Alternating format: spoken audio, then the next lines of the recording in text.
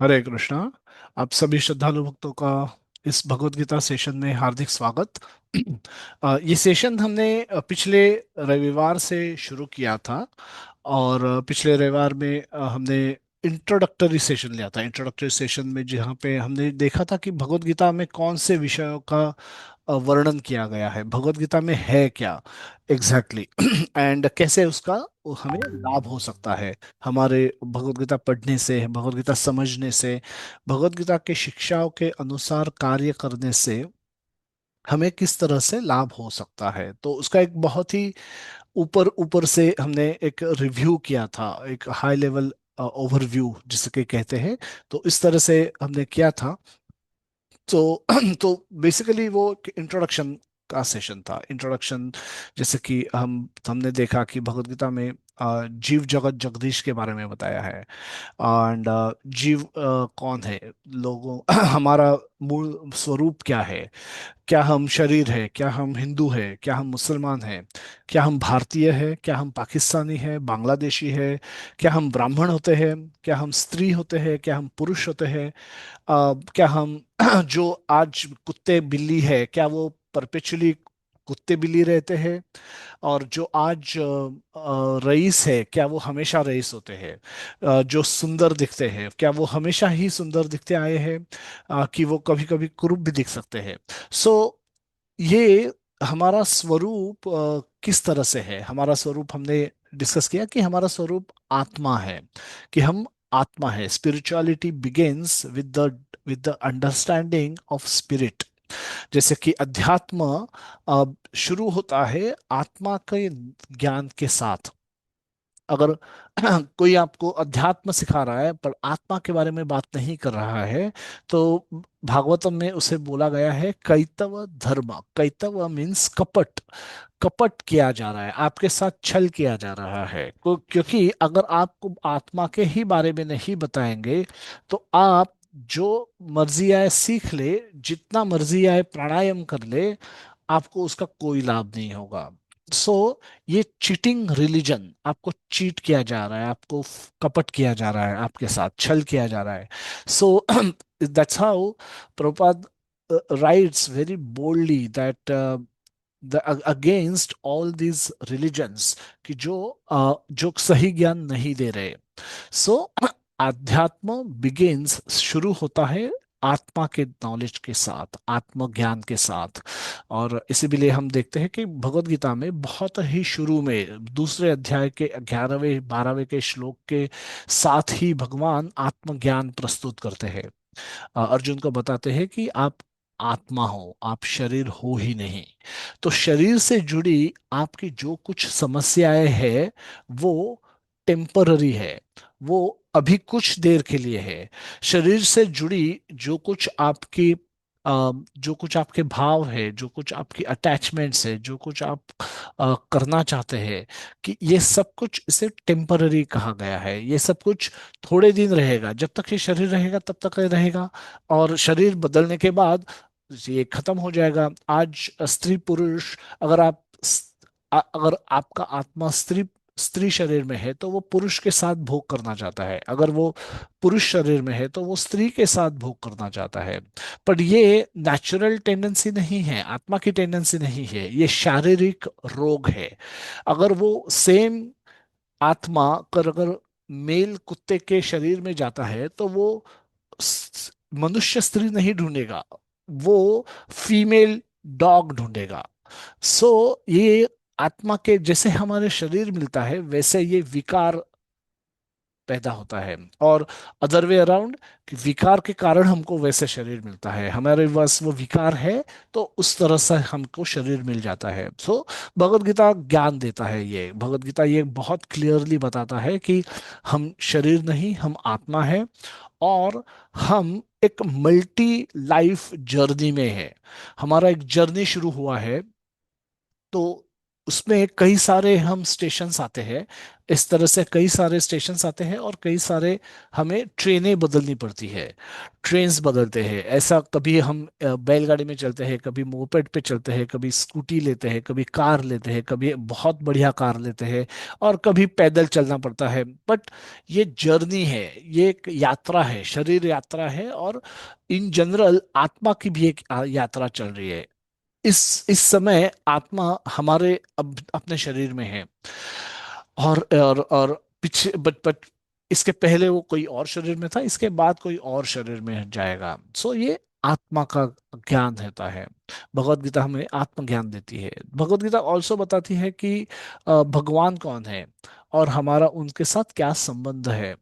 भगवान भगवत गीता ने ऑल्सो, हमने पिछले रविवार को एक्सप्लेन डिस्कस किया था कि ये मटेरियल जगत क्या है, ये मटेरियल वर्ल्ड है क्या एग्जैक्टली exactly? और जहाँ पे हम बर्थ लेते हैं, पैदा होते हैं, ग्रो होते हैं, थोड़ा बहुत कुछ अचीव कर लेते हैं, फैमिली बनाते हैं, बच्चे पैदा करते हैं, देन वृद्ध होते हैं और मर जाते हैं, सब कुछ यहीं छोड़ के मर जाते हैं। एंड हम देखते हैं कि जब नया बच्चा पैदा होता है उसके पास कुछ नहीं होता, न डिग्री होती है, न वैभव होता है, ना पैसा होता है, ना ज्ञान होता है, वो सब कुछ शून्य से शुरू करता है, उसको कुछ नहीं होता।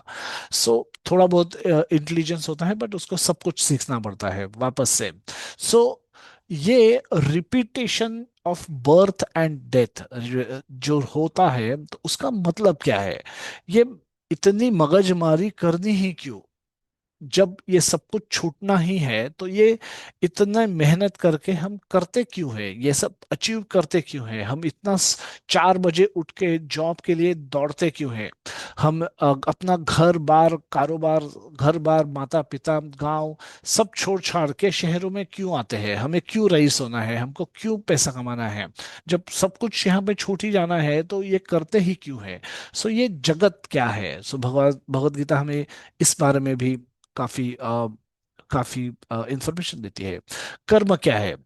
अगर आत्मा शरीर में कोई शरीर को, आत्मा को कोई शरीर मिल गया तो उसे कर्म करना पड़ेगा। कुत्ते का शरीर मिल गया तो उसको खाना ढूंढना पड़ेगा, बिल्ली के शरीर में अलग तरह का खाना ढूंढना पड़ेगा, कौवे के शरीर में अलग तरह का खाना होता है, और मनुष्य शरीर में अलग तरह का खाना ढूंढना पड़ेगा।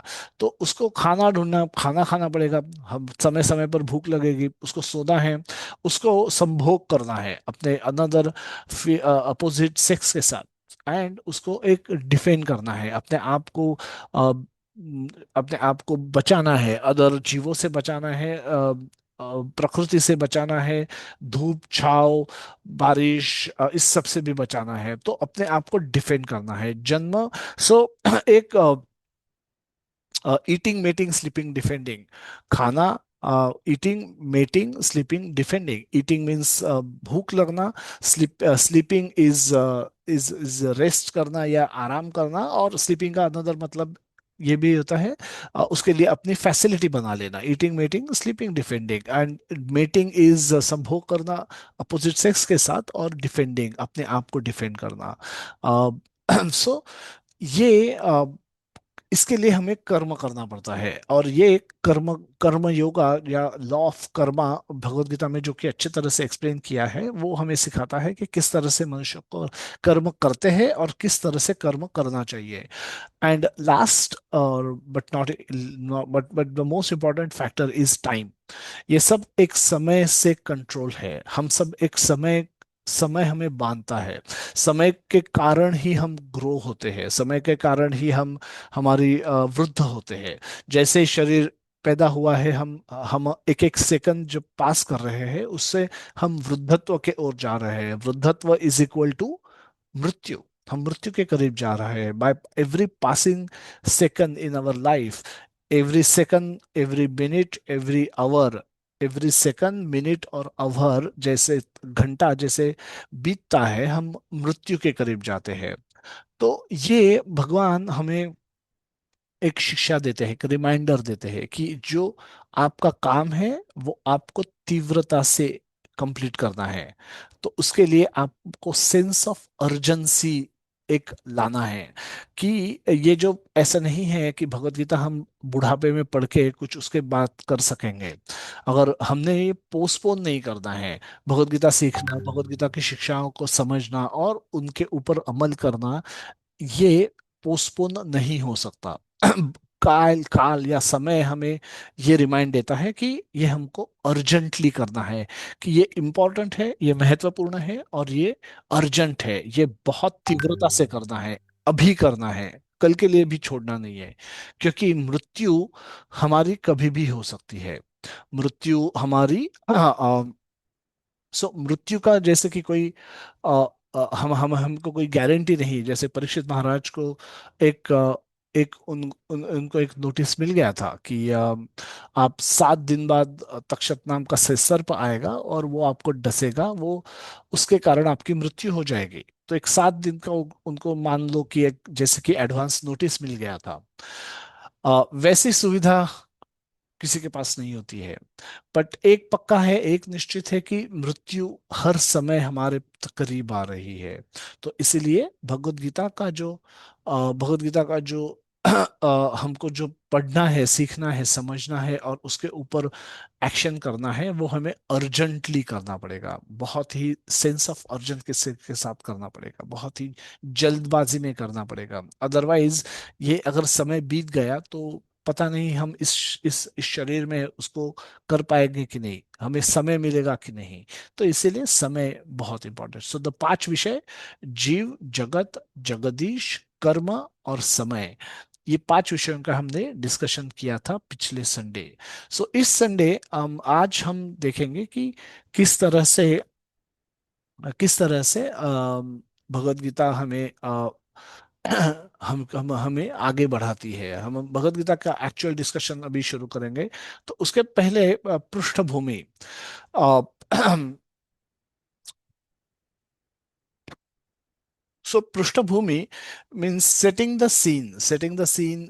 प्रपात जी ने भगवत गीता जो बुक अवेलेबल है, हमारा भगवत गीता यथारूप, उसमें अलग अलग सेक्शन है। एक भगवत गीता शुरू होने के पहले पृष्ठभूमि दी गई है कि ये भगवत गीता कब बोली गई, ये कौन सा समय था, अ, कौन सी सिचुएशन थी जिसमें भगवत गीता का वक्तव्य किया गया था, भगवत गीता का उपदेश किया गया था। ऐसा क्या हुआ था उस समय महाभारत में कि जिसमें भगवत गीता बोलने की जरूरत पड़ी थी। तो उसकी पृष्ठभूमि क्या है, बैकग्राउंड क्या है, उसका setting the scene Prabhupada ji ने किया है। और जबकि हम भारतवर्ष में रहते हैं तो महाभारत हम बचपन से पढ़ते आए हैं। तो मोस्ट ऑफ अस, बहुत हम सारे लोगों को तो ये महाभारत की कथा पता है। बट प्रपात जी ने ये पुस्तक कंप्लीट की थी, जो साइन ऑफ किया है वो मेलबर्न में कंप्लीट की थी, मेलबर्न ऑस्ट्रेलिया। और पाश्चात्य देशों में प्रपात जी ने काफी प्रचार किया है। अमेरिका से शुरू करके, न्यूयॉर्क से शुरू करके प्रपात जी पूरे अमेरिका घूमे, बहुत बार घूमे, अलग अलग शहरों में गए, कनाडा गए, लंदन गए, यूरोप में काफी शहरों में गए, पेरिस में गए थे प्रभुपाद जी, जर्मनी में गए थे। और इस तरह से उन्होंने पाश्चात्य देशों में काफी प्रचार किया। और जैसे कि भगवत गीता का साइन किया है वो तो मेलबर्न में हुआ है 1971 में। तो प्रभुपाद जी पूरी दुनिया में घूम घूम कर भगवत गीता का प्रचार कर रहे थे, लोगों को बता रहे थे कि अ, जो भगवत गीता का ज्ञान है वो सब सर्वश्रेष्ठ है, वो बेहतर है आपके बाइबल से, वो बेहतर है आपके कुरान से, वो बेहतर है उस उन सारे धार्मिक पुस्तकों से जो हमें थोड़ा बहुत उपदेश करती है, थोड़ा सा आपको बताती है कि कैसे धार्मिक बना जाए। बट बट वो थोड़ा सा जो ज्ञान है वो पूर्ण ज्ञान नहीं है। और उनको गलती से मान लिया कि यही पूर्ण ज्ञान है तो आपका आप आपसे छल हो जाएगा। सो इसीलिए प्रभुपाद जी ने भगवत गीता का प्रचार किया, भगवत गीता का वितरण किया। और पूरे दुनिया भर में लोगों ने भगवत गीता उनकी पढ़ी। और और जो लोग उसके ऊपर अमल कर पाए उनको जीवन में ट्रांसफॉर्मेशन एक्सपीरियंस हुआ। जैसे कि हम देखते हैं कि अर्जुन का ट्रांसफॉर्मेशन हुआ है। इस इस स्लाइड में हम देखते हैं कि पहले अर्जुन दुखी थे और वो पर्पस ड्रिवन हो गए हैं। अभी अर्जुन युद्ध करने तैयार है। सो इस तरह का ट्रांसफॉर्मेशन प्रभुपाद जी की भगवत गीता में, इस तरह का ट्रांसफॉर्मेशन हुआ था जब भगवान कृष्ण ने बोली हुई गीता अर्जुन ने ध्यान पूर्वक सुनी थी। और इसी तरह ट्रांसफॉर्मेशन हमारा हो सकता है कि अगर हम भगवत गीता का उपदेश, प्रभुपाद जी के पुस्तक द्वारा दिया हुआ भगवत गीता का उपदेश हम ध्यान पूर्वक सुने, समझे और उसके ऊपर हम अमल करें। सो भगवत गीता का जो पृष्ठभूमि है, बैकग्राउंड है, सेटिंग द सीन है, वो एक सेक्शन में प्रभुपाद जी ने एक्सप्लेन किया है उन भक्तों के लिए जो भारत से नहीं है, जो हमारी आजकल की यंग जनरेशन भी काफी काफी हद तक पाश्चात्य बन चुकी है। काफी लोगों को नहीं पता होता है कि महाभारत का क्या कथा कथा कथा सार क्या है, कथा क्या है, डिटेल्स क्या है, कौन कैरेक्टर्स कौन कैसे किससे रिलेटेड है, कौन मतलब काफी यंग जनरेशन जो कि पाश्चात्य संस्कृति से संस्कृति से बहुत अट्रैक्टेड है, पाश्चात्य संस्कृति को अपनाना चाहती है बहुत तेजी से। आज उनको लगता है महाभारत पढ़ना एक वेस्ट ऑफ टाइम है, एक समय का दुरुपयोग है, और इसीलिए वो इंटरेस्ट नहीं लग रहे। वो हैरी पॉटर पढ़ रहे बट हनुमान के बारे में नहीं जानते। वो इस तरह से डिज्नी वर्ल्ड में जाके खो जाना चाहते हैं, बट उन्हें महाभारत के बारे में नहीं पता, उनको महाभारत के बारे में कोई ज्ञान नहीं है। और काफी लोग इसको ज्ञान लेना भी नहीं चाहते, तो वर्सेस उनको नहीं पता और काफी लोगों को तो इच्छा भी नहीं है। तो इस तरह से हम देखते हैं कि अ, इस तरह से हम देखते हैं कि इवन भारत में, भारत भूमि में जो कि एक एक एक स्पिरिचुअल लैंड थी। स्पिरिचुअल लैंड मीन्स एक सांस्कृतिक धरोहर थी कि पूरे सारे भगवान के सारे अवतार भारत भूमि में हुए हैं। तो ऐसा नहीं कि वो और कहीं नहीं लेना चाहते थे, क्योंकि ये धार्मिक भूमि है, ये अत्यंत महत्वपूर्ण भूमि है, ये सारे पवित्र नदियों से पावन भूमि है। यहाँ पे नेचुरली भक्ति करने की इच्छा होती है, जो कि अदर देशों में नहीं हो सकती। So so that's why that's the importance of Bharat Bhumi. But आज हम देखते हैं कि काफी लोगों को पाश्चात्य देशों के अट्रैक्शन के कारण वो इसको इग्नोर कर रहे हैं, तो इसके ऊपर हम ध्यान नहीं दे पा रहे हैं। तो यंग जनरेशन के लिए भी ये पृष्ठभूमि उपयोगी हो सकती है, जिन्हों आज तक महाभारत ठीक से नहीं पढ़ी या नहीं पता है ज्यादा, तो उनके लिए भी इसका काफी उपयोग है। तो प्रभुपाद जी बताते हैं कि कैसे मानो कि गीतों वो तो वर्तमान महाभारत में वर्तमान कलयुग तक की घटनाओं का विवरण मिलता है। इसी युग में प्रारंभ में आज से लगभग 5000 वर्ष पूर्व भगवान श्री कृष्ण ने अपने मित्र तथा भक्त अर्जुन को भगवद गीता का उपदेश किया था। उनकी यह वार्ता, जो मानव इतिहास का सबसे बड़ा दार्शनिक तथा धार्मिक वार्ताओं में से एक है, वार्तालाप वार्तालाप या कॉन्वर्सेशन, ये उसका रिकॉर्ड किया गया है। व्यास जी ने उसके बाद उन व्यास जी ने वो सुना है एंड उनको समझा है और उनको उसको डॉक्यूमेंट किया है। उसको जब महाभारत उन्होंने लिखा है उस समय भगवत गीता का पहले बार राइटिंग में आ गई। पहले वो वर्बल थी, अब वो राइटिंग में आ चुकी है। और इसके लिए हमें व्यास देव को धन्यवाद देना चाहिए। उस महायुद्ध के शुभारंभ में हुई जो धृतराष्ट्र के 100 पुत्र और उनके चचेरे भाई पांडवों के मध्य होने वाला भातृघातक संघर्ष था। महाभारत की कथा एक ब्रीफ में दी गई है प्रभुपाद जी ने, फॉर एज आई सेड कि for the understanding of people who doesn't know about it, for उनके लिए, उनके लाभ के लिए जिन्हें ठीक से नहीं पता। जैसे कि आप लोग सब जानते हैं कि महाभारत धृतराष्ट्र तथा पांडु भाई थे, और जिनका वंश कुरुवंश में हुआ था, और राजा भरत के वंशज थे। उन भरत महाराज के नाम पे ही भारत भूमि का नाम पड़ा है, इस धरोधर का भारत भूमि बनी है। धृतराष्ट्र चूंकि बड़ा भाई था, बट वो जन्म से अंधा था, अतएव राजा सिंहासन उसे न मिलकर उसके छोटे भाई पंडु को मिला। नाउ हम देखते हैं कि ये बाय बर्थ जो कुछ योग्यता और बर्थ एक अलग, दोनों अलग चीजें हैं। और राजा सिंहासन हम इसमें इस समय भी देखते हैं कि कैसे वो योग्यता देख के दिया गया था। और चूंकि because Dhritarashtra was blind right from the birth, उन्हें क्वालिफाइड नहीं समझा गया था राज्य करने के लिए। और इसीलिए उनके छोटे भाई पंडु को पांडु, उनको ये राजा सिंहासन मिला था, वे राजा बने थे। सो तथापि धृतराष्ट्र के, तो वो उनमें विषमता पहले से थी। कि धृतराष्ट्र हमेशा ये सोचते थे कि मैं बड़ा हूं, बट फिर भी मैं राजा नहीं हूं। और इसका दुख उन्हें हमेशा होता रहा।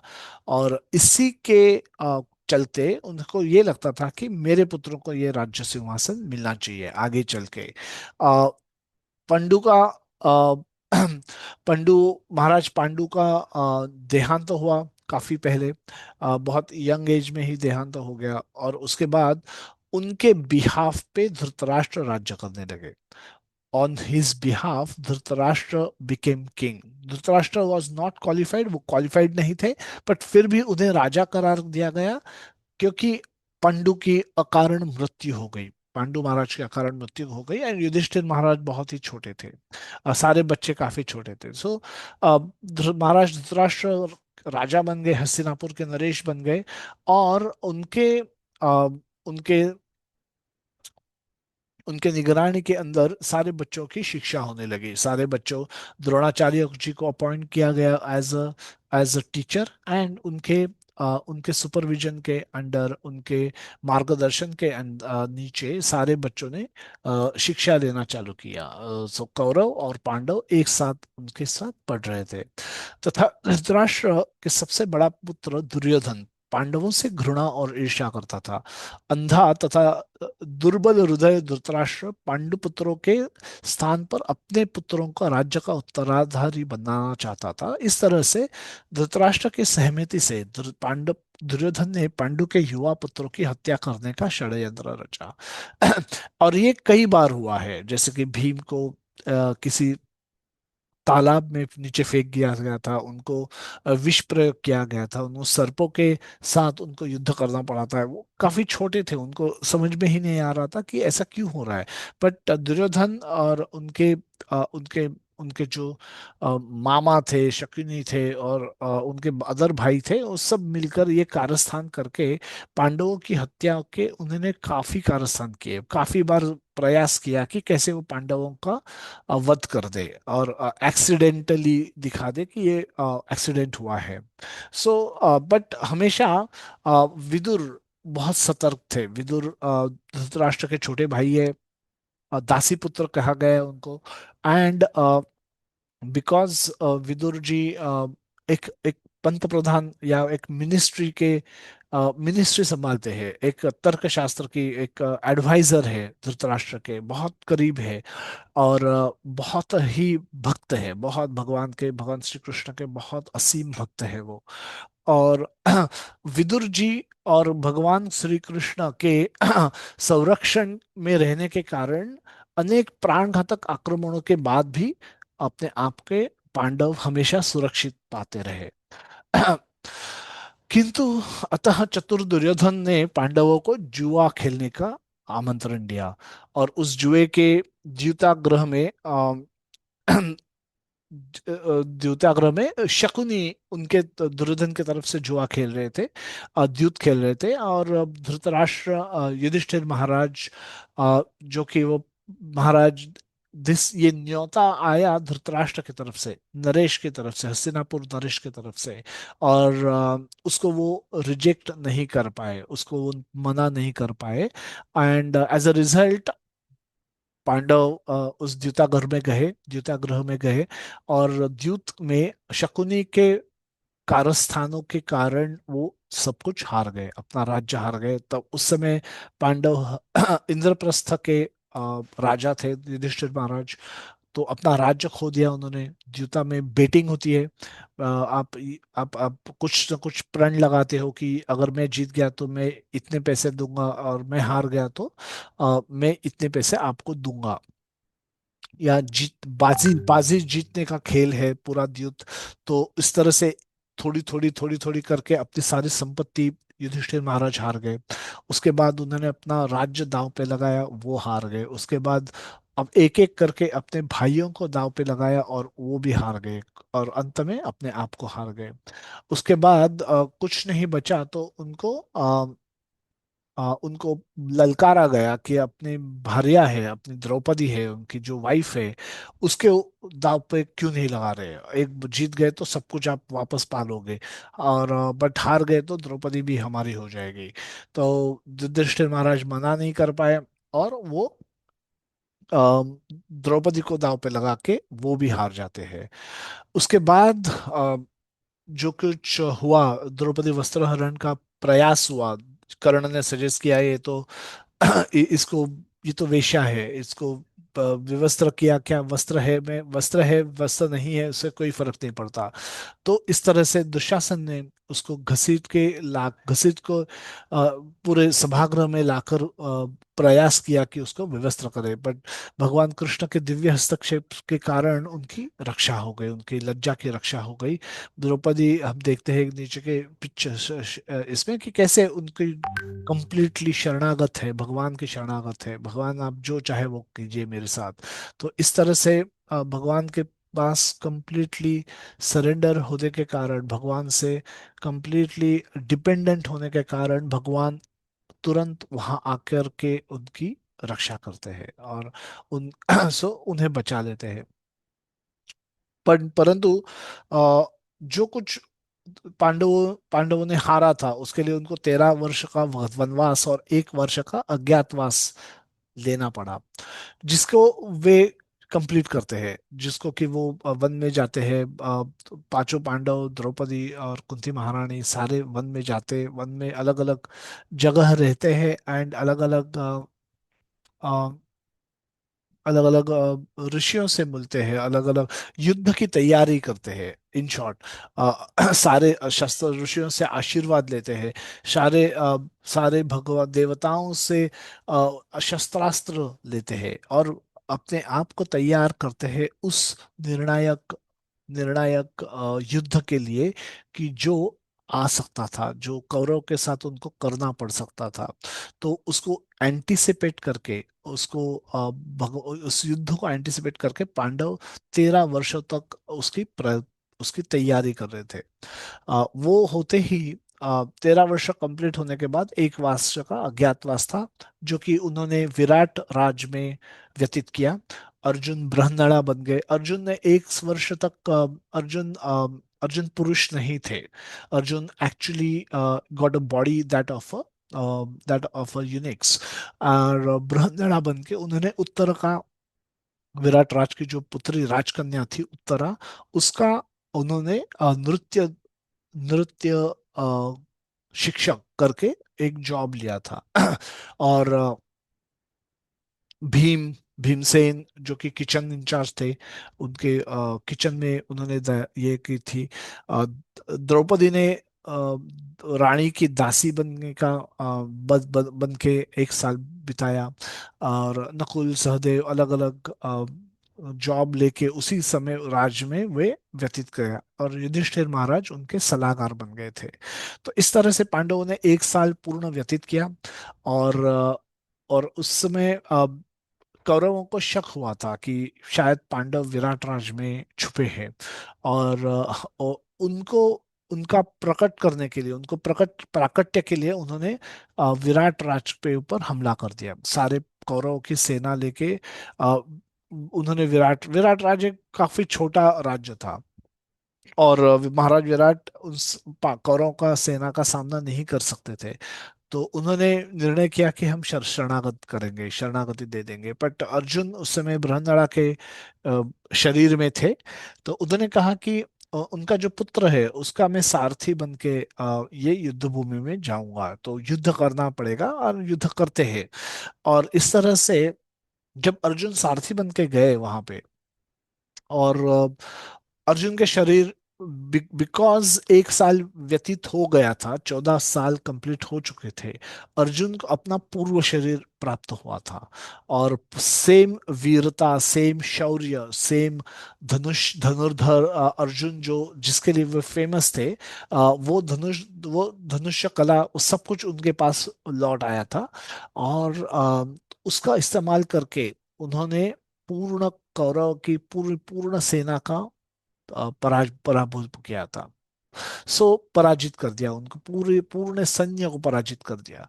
और ये होने के बाद दुर्योधन को लगा कि उनको उन्होंने पांडवों को खोज लिया है। अगर वो खोज लेते हैं तो पूर्ण 13 वर्षों का वनवास उन्हें वापस करना पड़ेगा, ऐसी शर्त थी। इसके लिए दुर्योधन काफी आतुर थे कि पांडवों को खोजने के लिए, ताकि उनको फिर से 13 वर्षों तक वो वन में भेज सके।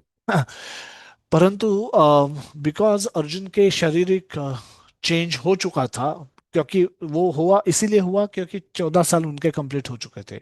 जो एक साल का अज्ञातवास था वो कंप्लीट हो चुका था, तो उसमें वो भी एविडेंस था कि अर्जुन शौर्य के साथ युद्ध कर पाए। वो बृहन्नला के शरीर में युद्ध नहीं कर पाते थे, और अर्जुन ने युद्ध करके उन पूर्ण अकेले पूर्ण कौरव की पूर्ण सेना का पराभव कर दिया।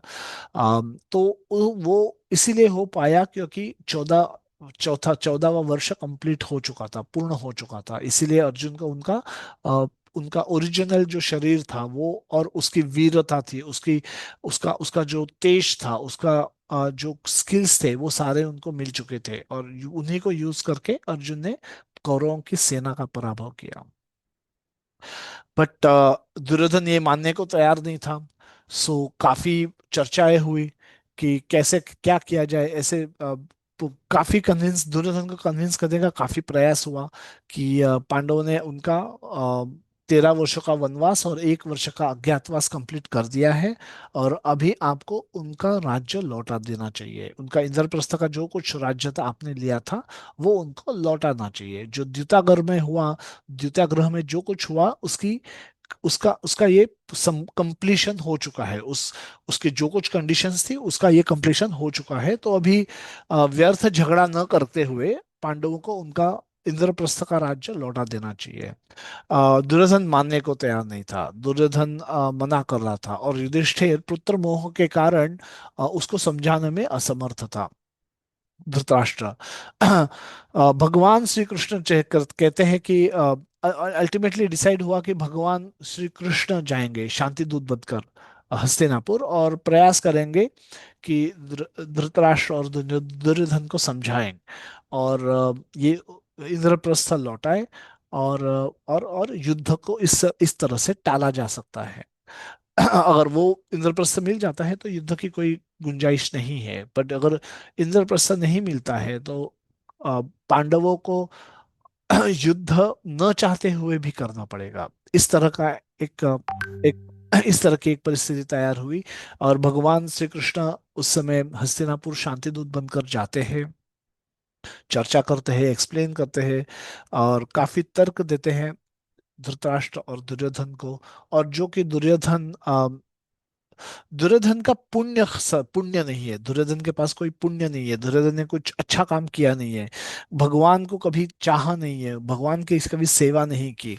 तो पुण्य न होने के कारण दुर्योधन समझ ही नहीं पाए कि कृष्ण भगवान है। दुर्योधन देख ही नहीं पाए कि कृष्ण पूर्ण पुरुषोत्तम भगवान है। वो यही सोचते रहे कि कृष्ण को कुछ जादू आती है, और जिसके कारण वो उन्होंने विराट रूप का प्रदर्शन किया है। तो it doesn't matter, it doesn't matter वो कोई भी हो, हम उसको अरेस्ट कर लेंगे। इस तरह से दुर्योधन ने कोशिश की कि भगवान को अरेस्ट करे, भगवान को बंदी बनाने की कोशिश की। जबकि जब वो हस्तिनापुर के अ, राज्यसभा में उपस्थित थे, यह धृतराष्ट्र अपने पुत्र मोह के कारण अ, जो कुछ दुर्योधन करता उसका अनुमोदन कर देता था। धृतराष्ट्र का पुत्र मोह अपने आप में एक रिसर्च का विषय है कि कैसे हमें पिता नहीं बनना चाहिए, आ, हमें क्या नहीं करना चाहिए। हमारा अफेक्शन एक होता है, भगवान हमारे बच्चों के प्रति एक हमारा प्रेम होता है, वो जो नेचुरल है। और और उस प्रेम के result, as a result of that love, sometimes किस कोई sometimes we will be we will sometimes हम वो सब करेंगे जो हमारे बच्चे चाहते हैं। प्रेम का अर्थ ये है कि you sometimes do things for your beloved, and sometimes you don't do things for your beloved. सो बच्चे ने चाहा कि मुझे ये खाना है, तो हम प्रेम पूर्वक उसको बना के दे देते हैं, ला के दे देते हैं। ये खिलौना चाहिए, वो खिलौना चाहिए। बच्चा हमेशा कुछ ना कुछ मांगता रहता है, और उसके माता पिता because of Prem, because of their love for their child, वो उसकी पूर्तता करते रहते हैं अपने यथावकाश, यथा शक्ति। बट वो ये भी चाहते हैं कि कभी कभी उनको बच्चों का नहीं सुनना है। कभी कभी, हमेशा, कभी कभी इसी प्रेम के वश वो बच्चों का नहीं सुनते हैं। मान लो बच्चा, एक कल परीक्षा है, कल एग्जाम है, और बच्चा कहे कि नहीं मुझे पूरा दिन खेलना है। तो माता पिता बच्चों की शॉर्ट टर्म हैप्पीनेस के लिए, शॉर्ट टर्म उनके प्लेजर के लिए, वो लॉन्ग टर्म नुकसान नहीं होने देते। वो एक शॉर्ट टर्म विजन और लॉन्ग टर्म विजन पेरेंट्स के पास होना चाहिए, माता पिता के पास होना चाहिए। और उसके तहत ही माता पिता बच्चों को डांटते हैं, उसके because of that only they will try to discipline their children, कि कल एग्जाम है तो आज खेलना नहीं है, आज आपको पढ़ाई करनी है। आप बीमार है, बच्चा बोलता है कि मैं दवा नहीं लूंगा, और मुझे नहीं दवा लेनी, कड़वी है, अच्छी नहीं है, ये है, उसके बदले मुझे कोल्ड ड्रिंक पीनी है, चॉकलेट खानी है, ये करना है, वो करना है, खेलने जाना है। तो हम बच्चों को वो सब नहीं करने देते। तो बच्चों को नेचुरली, जब हम बच्चों को मना करते हैं कि हम आपको ये बच्चा बोलता है मुझे दवा नहीं लेनी, और हम जबरदस्ती जब दवा खिलाते हैं, तो बच्चा बहुत नेचुरली नाराज हो जाता है हमसे। बट पेरेंट, जो कि वो एक लॉन्ग टर्म विजन के साथ चलते हैं बच्चे के लिए, वो बच्चों की नाराजगी इग्नोर करके भी उनको दवा देते हैं। बच्चों की नाराजगी इग्नोर करके उनको फोर्सिबली वो पढ़ाई करवाते हैं। धृतराष्ट्र ये सब करने में असमर्थ। धृतराष्ट्र सिंपली एग्री करता था, जो कुछ बोलता है दुर्योधन वैसे करते रहो, और उसे कभी नाराज नहीं किया। तो ये धृतराष्ट्र का एक अपयश है एज अ पिता, और एज अ राजा ऑल्सो। उसको अकारण जो युद्ध है वो राजा को नहीं करना चाहिए। कुछ कारण हो, कारणवश है तो करना चाहिए, बट एंड राजा को न्याय करना चाहिए। अगर पांडवों ने सचमुच 14 वर्ष कंप्लीट किए थे, तो तो राजा न्यायी होना चाहिए। तो न्यायपूर्वक उसको युधिष्ठिर को राज्य सौंप देना चाहिए था, बट वो न्याय करने में असमर्थ था, क्योंकि he he was always incline towards his son. वो अपने पुत्र मोह में अंधा हो गया था, और इसीलिए वो कुछ नहीं कर पाया। दुर्योधन ने भगवान को बताया कि मैं पांडवों को राज्य तो नहीं दूंगा, बट एक एक सुई की नोक भर की भी भूमि देने के लिए भी मैं उनको नहीं लेने दूंगा, और उनको फिर से 13 वर्ष और 14 वर्षों का वनवास के लिए उनको जाना पड़ेगा। भगवान ने बहुत प्रयास करने के बाद भी दुर्योधन जब नहीं माना, तब युद्ध अनिवार्य हो गया। युद्ध अनिवार्य हो गया, और इसके लिए इतिहास धृतराष्ट्र और दुर्योधन को दोषी मानता है, क्योंकि सबसे निचली मांग भी भगवान ने कर दी थी कि मुझे 5 गांव दे दो, मैं ये युद्ध टाल दूंगा। बट दुर्योधन ने मना कर दिया, ये धृतराष्ट्र ने मना कर दिया। दुर्योधन ने बोल के मना किया, धृतराष्ट्र ने साइलेंट रह के मना किया, शांत। उन्होंने कुछ नहीं बोला, बट उसका अनुमोदन किया। उनकी खामोशी ने वो दुर्योधन की बात का अनुमोदन किया, वो दोहराई। और इसी कारण धृतराष्ट्र और दुर्योधन, अंधा धृतराष्ट्र और अंधा दुर्योधन, दोनों को इतिहास दोषी मानता है महाभारत युद्ध के लिए।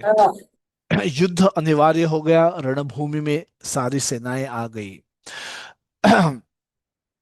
सो एक भगवत गीता का हम समझते हैं कि ये अ, हम सबको एक सोचना चाहिए कि हमें भगवत गीता से क्या मिलेगा। तो और ये भगवत गीता का उपदेश हुआ, जबकि सो हम अब इसमें देखते हैं कि सारी सेनाएं भगवत गीता की कुरुक्षेत्र के रणभूमि में उपस्थित हो गई, और वहां पे अ, युद्ध शुरू होने के पहले अर्जुन भगवान को कहते हैं कि मेरा रथ दोनों सेनाओं के बीच ले चलो, और मैं सारे उपस्थित लोगों को देखना चाहता हूँ, एक आखिरी बार देना चाहता हूँ। ये निर्णायक युद्ध है।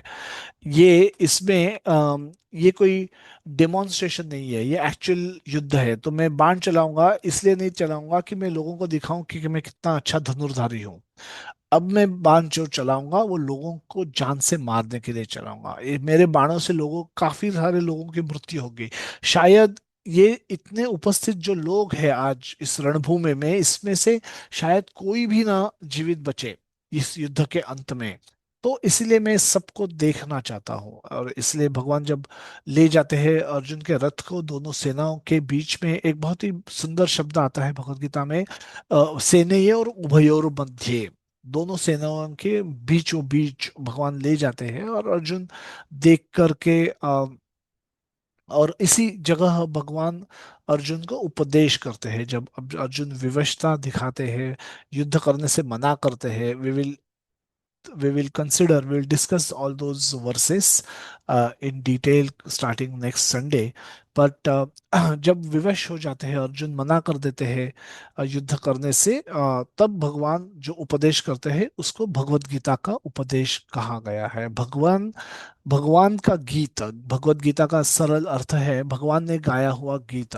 भगवान ने जो बोले थे, जो कथा, जो जो कुछ भगवान ने बोला वो एक पोएटिक फॉर्म में बोला है, एक कविता के फॉर्म में बोला है। उनके वर्सेस एक राइमिंग होती है। और इसका कारण ही उसको गीत कहा गया है।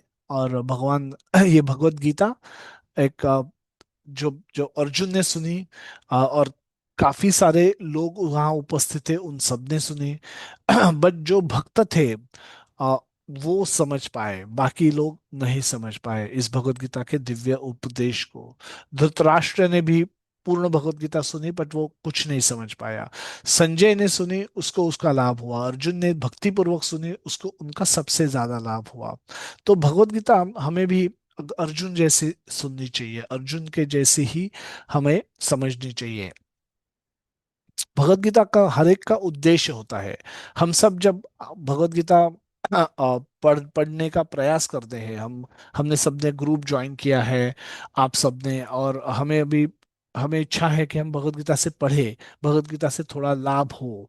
तो एक क्या होती है, तो हम ये प्रश्न अपने ग्रुप में डालेंगे, ताकि आप सब इसके ऊपर सोच सके, आप सब इसके इसके ऊपर निर्णय कर सके कि आपका भगवत गीता पढ़ने का उद्देश्य क्या है, आपकी प्रेरणा क्या है, इसके पीछे आप क्या चाहते हैं। भगवत गीता सीख कर क्या होगा मेरे साथ, इस तरह से आपको भी एक एक चर्चा, एक आत्मावलोकन करना चाहिए, एक संशोधन करना चाहिए। और ये अश्विन बाबू जी, ये आप प्रश्न पोस्ट कर देना बाद में अपने ग्रुप में, and we can see, we can request people to respond according.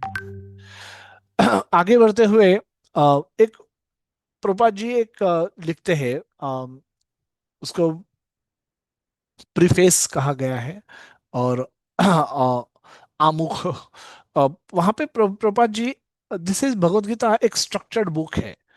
उसमें 700 श्लोक है, और संस्कृत में दिया हुआ है। और संस्कृत में सो इसमें देर इज नो फ्रीडम।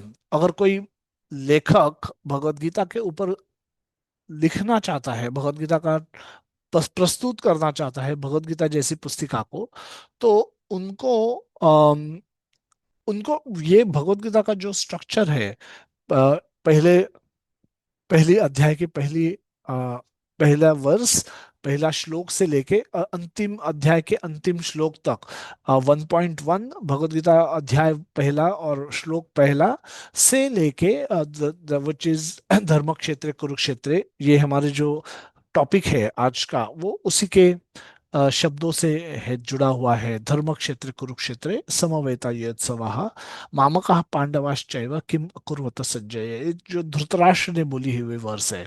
तो ये भगवत गीता की पहली वर्ष कहा जाता है, पहले अध्याय की पहली वर्ष। और अंतिम वर्ष है, अंतिम जो श्लोक है वो संजय ने बोला गया है कि वहां जब कहते हैं कि यत्र योगेश्वर कृष्ण यत्र पार्थ धनुर्धरम।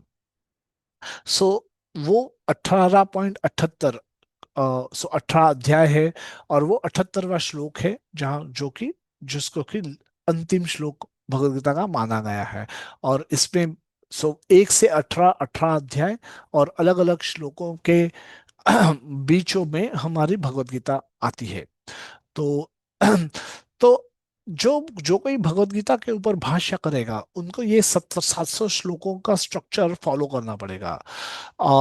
इसीलिए प्रपात जी कहते हैं कि और इस श्लोकों का विवरण देते हुए ही उनको भगवत गीता का अर्थ समझाना की कोशिश करनी पड़ेगी।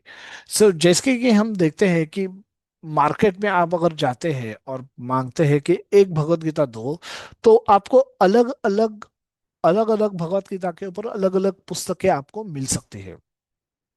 और हर पुस्तक में एक ऑथर जो होता है तो वो अपने तरह से भगवत गीता को प्रेजेंट करने की कोशिश करता है।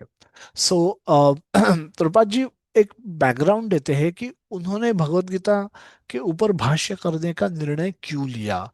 और क्या सभी भगवत गीता जो कि सभी भगवत गीता है जो कुछ मार्केट में आज अवेलेबल है, जो कि आज लाइब्रेरीज में हम देखते हैं कि 10 भगवत गीता है अलग अलग अलग अलग कवर पेज वाली, क्या वो सभी भगवत गीता से पढ़ पढ़ के सेम लाभ होगा कि ये अलग अलग इसमें कुछ, इसमें वैरायटी क्या है, इसमें डिफरेंस क्या है, और क्यों उनको ऐसा लगा कि उनको भगवत गीता के ऊपर पूर्ण भाष्य करना चाहिए।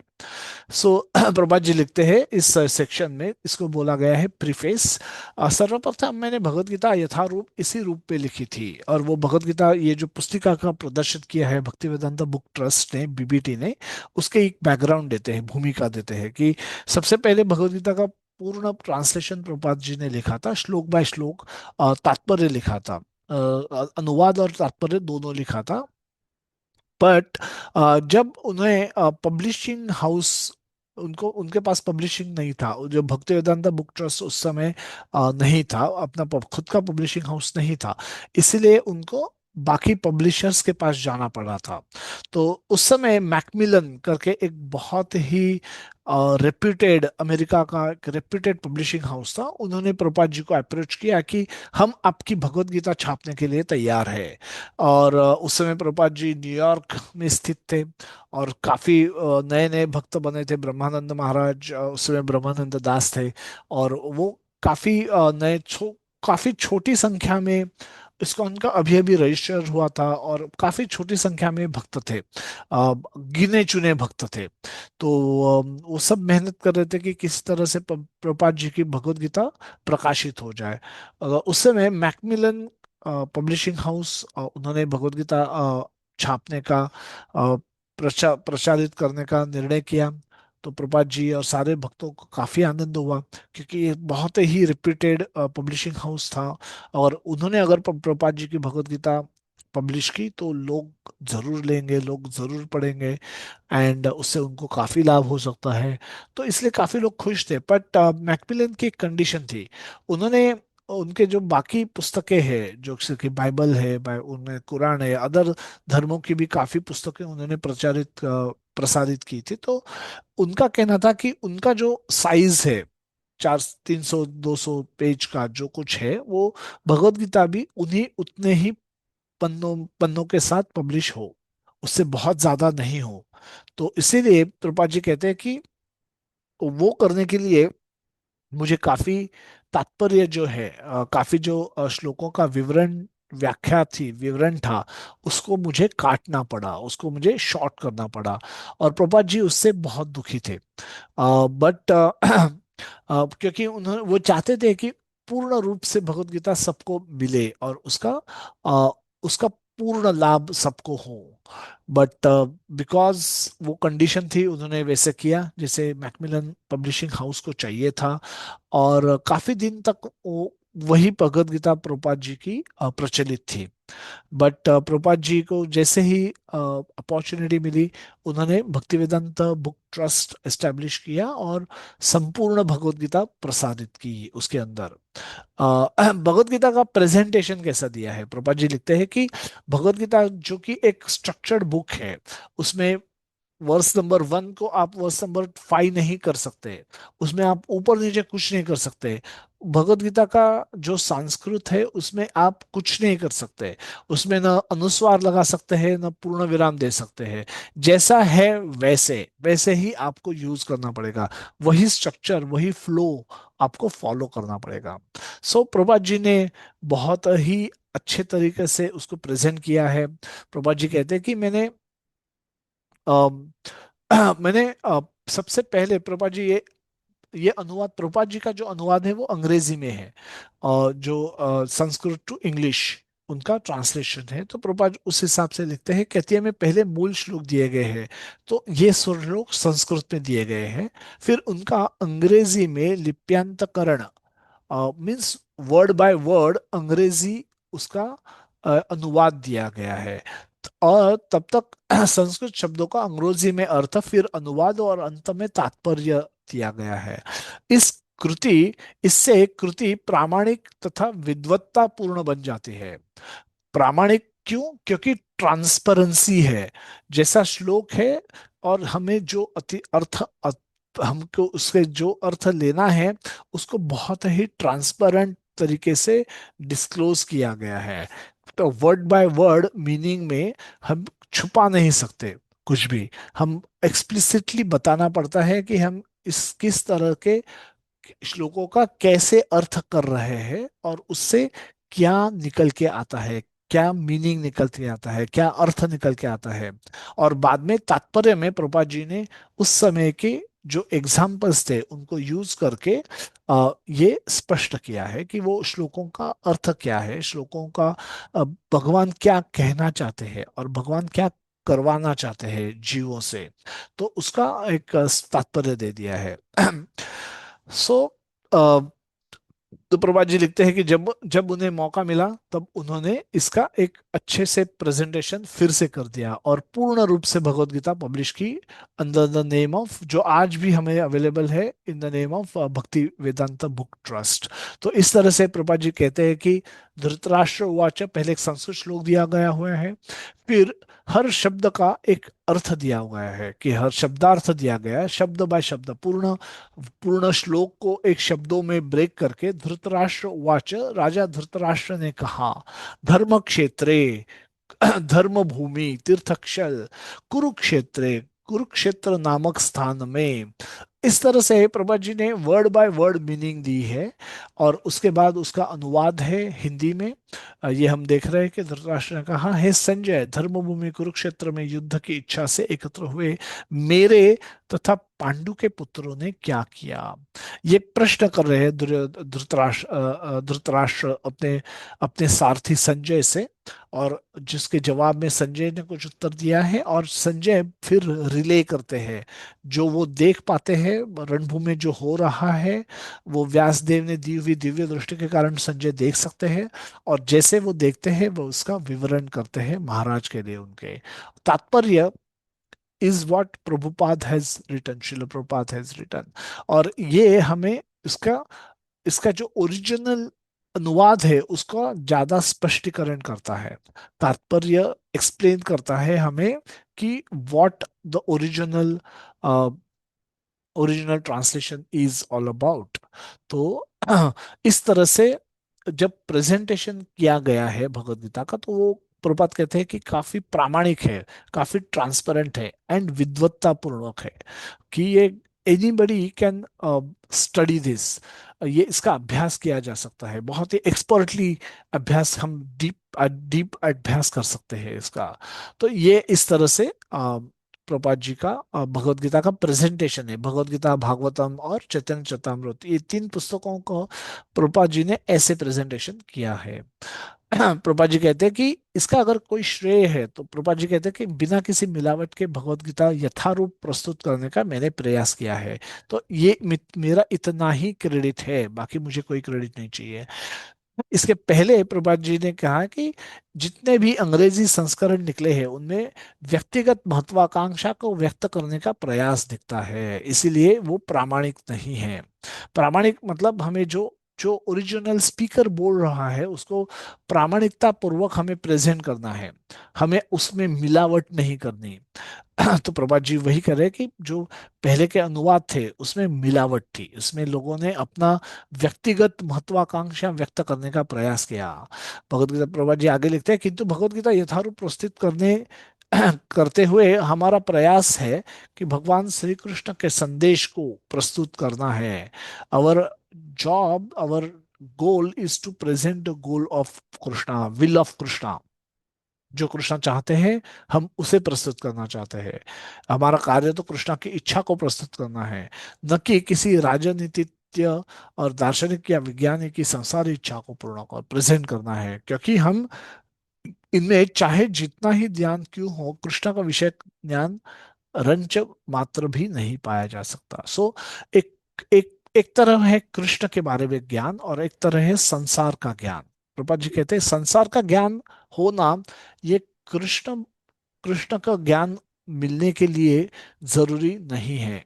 सांसारिक ज्ञान से हम भक्ति नहीं कर सकते, और जो भक्ति भक्ति करने के लिए हमें कृष्ण के बारे में जानना पड़ेगा। और वो हमें तभी जान सकते हैं जब हम भक्तों से भगवान के बारे में सुने, न कि हम डिग्रीज ले संसार की। संसार में ली हुई डिग्री हमें भक्त बनने में मदद नहीं कर पाती है, इनफैक्ट वो हमें कृष्ण से दूर ले जाती है। रूपा जी वही पॉइंट बता रहे हैं। तो एक हमने एक लिस्ट बनाई है जो अवेलेबल है ऑन इंटरनेट की, किस तरह से भगवत गीता के अलग अलग अलग अलग पुस्तकें पब्लिश हुई है। एक शंकरा भाष्य है, श्रीमद शंकराचार्य ने एक भाष्य लिखा है भगवत गीता के ऊपर। रामानुजाचार्य जी ने, जो कि एक वैष्णव आचार्य है, उन्होंने भगवत गीता के ऊपर ज्ञान लिखा है। भावार्थ दीपिका ज्ञानेश्वरी बाय संत ज्ञानेश्वर 1290। में संत दासबोध, संत रामदास जी ने लिखा है। Actual Dasbodh means advice to the servant, and Gita is advice by Krishna to Arjun. Gita Rahasya तथा कर्मयोग शास्त्र बाय लोकमान्य टिळक 1915 में एक लिखा हुआ है। एसे ऑन गीता बाय रोगी योगी अरबिंदो 1922 में लिखी हुई है। बुकलेट्स अनासक्ति योगा और yoga by detachment and Gita Bodh by Mahatma Gandhi एक 1930 में पब्लिश हुई है। गीता प्रवचने bye Vinoba Bhave and also compose Gitai, an equal meter translation into Marathi. Gita as philosophy of God realization, Gurudev Ranade of Nimbad, 1956. Gita as it is by A.C. Bhaktivedanta Swami, Srila Prabhupada in 1971. And Gita Darshan Discourses by Osho, एक 1931 to 1990। तो इस तरह से हम देखते हैं कि काफी सारे अ, लोगों ने, जो कि काफी रेप्यूटेड लोग हैं, काफी वेल नोन है, फेमस पीपल है, लोकमान्य तिलक, महात्मा गांधी, योगी अरबिंदो, इस तरह से संत Dnyaneshwar, Vinoba Bhave, there all very very famous people, very very expert people, they are considered to be very learned people. तो ये काफी विद्वान लोग जाने जाते हैं और उन्होंने भगवत गीता के ऊपर भाष्य लिखा है। बट वो भाष्य हमें अनासक्ति योग हो या कर्म योग हो या कर्म योग शास्त्र हो, ये हमें भगवान का भक्त बनने में मदद नहीं कर पाता। भगवान का जो अल्टीमेट इंस्ट्रक्शन है कि सर्वधर्मान परित्यज्य माम एकम शरणम व्रज, ये उनकी पुस्तकें पढ़ के, ये जो ऑथर्स है, विद्वान है, उनकी उनकी जितनी मर्जी आए आप पुस्तक पढ़ लो, आपको भगवान के बारे में प्रेम उत्पन्न नहीं होगा। क्योंकि जो ऑथर है, जो इसके विद्वान, अ, जो कि ऑथर्स है, इस पुस्तक के लिखने वाले जो लेखक है, उनके पास भी भगवत प्रेम नहीं है, तो उनका पुस्तक पढ़ के और किसी को तो भगवत प्रेम मिलने का सवाल ही नहीं उठता। इसीलिए प्रभुपाद जी लिखते हैं कि उन्होंने लिखा हुआ व्याकरण है, वो जो कुछ पुस्तकें हैं भगवत गीता के ऊपर, उनको नहीं पढ़ना चाहिए। प्रभा जी कहते हैं कि जब कृष्ण कहते हैं मन मना भव मत भक्तो मद्याजी माम नमस्करू, तो ये सारे ऑथर जो है वो उसका अलग अलग तरह से विश्लेषण करते हैं। जब भगवान कहते हैं कि मन मना, कि मेरे बारे में सोचो, तो वो लिखते हैं कि एक्चुअली कृष्ण के बारे में नहीं सोचना है, कृष्ण के अंदर जो कुछ अनबॉर्न है, जो कुछ अद्वितीय है, उसके बारे में हमको सोचना है, कि और वो अद्वितीय शायद हमारे अंदर भी है, और तो इसके बारे में हमें सोचना है। तो इस तरह से लोगों को मिस डायरेक्ट किया गया है बाकी भक्तों भगवत गीता की पुस्तकों में। तो इसलिए प्रभा जी कहते हैं कि जब भगवान सामने से बता रहे हैं कि मेरे बारे में सोचो, मेरा भक्त बनो, मुझको नमस्कार करो और मेरी मेरी पूजा करो कि मैं भगवान हूँ। भगवान ने अपने आप को भगवत गीता में भगवान करके प्रेजेंट किया है और एस्टेब्लिश किया है, न कि बताया है कि मैं भगवान हूँ, वो प्रूव किया है कि सचमुच कृष्ण भगवान है। और ये जानने के बाद सबको भगवान की भक्ति करनी चाहिए। इति मत्वा भजन्ते माम बुधा भाव समन्विता। जो इंटेलिजेंट लोग हैं, जो कि बुद्धिमान लोग हैं, वो भगवान की भक्ति करेंगे, ये जानते हुए कि भगवान श्री कृष्ण स्वयं भगवान है। सो सो ये सारे सारे भगवत गीता की पुस्तकों में इस तरह से विवरण नहीं हो रहा है। जो उन्होंने जो कुछ गीता भाष्य उनके भक्तों ने किया है, सिर्फ वो ये लिख पाए हैं। तो भगवत गीता का पूर्ण लाभ होने के लिए हमें सही भगवत गीता पढ़ना जरूरी है। तो दैट्स व्हाई वी से कि other than Srila Prabhupada books हमें और कोई पुस्तक नहीं पढ़ना चाहिए, क्योंकि हमारे पास अनलिमिटेड समय नहीं है, हमारा समय कम है, और इस कम समय में हमें ज्यादा से ज्यादा ज्ञान प्राप्त करके भक्ति करनी पड़ेगी, तभी हम कृष्ण को प्राप्त कर पाएंगे। प्रभुपाद जी लिखते हैं आगे कि भगवान श्री कृष्ण ने सबसे पहले लाखों वर्ष पूर्व सूर्य देव से भगवत गीता का प्रवचन किया था, और हमें इस तथ्य को स्वीकार करना होगा, और कृष्ण के प्रमाण की गलत व्याख्या किए बिना भगवत गीता का ऐतिहासिक महत्व को समझना पड़ेगा। भगवत कृष्ण की इच्छा का संदर्भ दिए बिना भगवत गीता की व्याख्या करना महान अपराध है। इस अपराध से बचने के लिए कृष्ण को भगवान के रूप में समझना होगा, जिस तरह से कृष्ण के प्रथम शिष्य अर्जुन ने उन्हें समझा था। भगवत गीता का ऐसा ज्ञान वास्तव में लाभप्रद है और जीवन उद्देश्य को पूर्ण करने में मानव समाज के कल्याण हेतु प्रामाणिक भी होगा। प्रत्येक व्यक्ति को जानना चाहिए कि ईश्वर या कृष्ण कितने महान हैं और जीवों का वास्तविक स्थिति क्या है। Everybody should know how great Krishna is, how great our God Krishna is, and what is the role of every living entity. प्रत्येक व्यक्ति को यह जान लेना चाहिए कि जीव नित्य दास है। जीवेर स्वरूप होए नित्य कृष्ण दास, नित्य कृष्ण दास हम। We are eternal servants of Krishna. This hand is my eternal servant. This hand if this, अगर ये हाथ को रसगुल्ला खाने की इच्छा है, तो उसको रसगुल्ला मेरे मुंह में देना ही पड़ेगा। अगर ये हाथ पूरे शरीर से बिछड़ जाता है, तो ये हाथ ज्यादा हाथ सुखी नहीं रह सकता। सो इसीलिए ऐसी इसी ऐसे ही हमें भी कृष्ण से बिछड़कर सुख नहीं मिल सकता। और जो कि हम कृष्ण से बिछड़े हुए हैं, आज कृष्ण को याद नहीं कर पाते हैं, इसीलिए आज हम सब दुखी है। प्रभात जी लिखते हैं कि प्रत्येक व्यक्ति को जान लेना चाहिए कि जीव नित्य दास है, और जब तक वह कृष्ण की सेवा नहीं करेगा, तब तक वह जन्म मृत्यु के चक्र में पड़ता रहेगा। यहाँ तक कि मायावादी चिंतक को भी इस चक्र में पड़ना पड़ेगा। यह ज्ञान एक महान विज्ञान है, और हर प्राणी को अपने हित के लिए इस ज्ञान को सुनना चाहिए। मोहवश बट क्यों नहीं सुनता? प्रभुपाद जी उसका भी अनुवरण विश्लेषण देते हैं कि मोहवश मनुष्य विभिन्न प्रकारों से अपनी इंद्रिय तृप्ति करके सुखी बनना चाहता है, किंतु इससे वह कभी भी सुखी नहीं हो सकता। बहुत ही बोल्डली प्रभुपाद जी लिखते हैं कि ऐसा करना चाहिए, भक्ति करनी चाहिए, भक्त बनना चाहिए, भगवान श्री कृष्ण को शरणागत बनना चाहिए। बट हम देखते हैं कि वास्तविक संसार में काफी लोग भगवान को शरणागत नहीं जाते हैं। उसका उसका क्या कारण हो सकता है? तो प्रभुपाद जी यहाँ पे उसके कारण की चर्चा करते हैं कि मोहवश अ, इंद्रिय तृप्ति करके सुखी बनना एक डिजायर होता है सबके पास, और किंतु इससे वह कभी भी सुखी नहीं हो पाता। अपनी भौतिक इंद्रियों को तुष्ट करने के बजाय उसे भगवान की इंद्रियों के तुष्टि का प्रयास करना चाहिए। यही जीवन की सर्वोच्च सिद्धि है। भगवान यही चाहते हैं और इसी की अपेक्षा करते हैं। Krishna wants it, Krishna demands it. The Lord wants this and Lord demands it.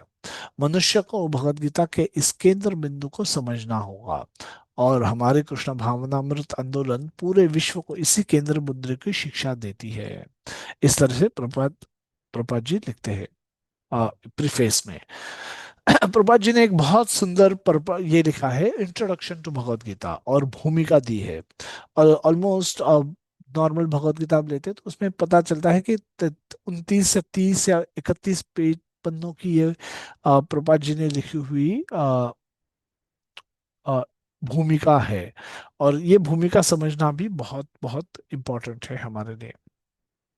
So again Prabhupada ji लिखते हैं भगवत गीता के भगवत गीता का महत्व क्या है, कि भगवत गीता को गीतोपनिषद भी कहा जाता है। यह वैदिक ज्ञान का सार है और वैदिक साहित्य का सर्वाधिक महत्वपूर्ण उपनिषद है।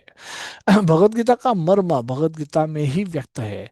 यह इस प्रकार है, यदि हमें किसी औषधि का सेवन करना है तो उसके ऊपर निर्देशों को पालन करना होगा। हम अपने मनमाने ढंग से या मित्र की सलाह से औषधि नहीं ले सकते।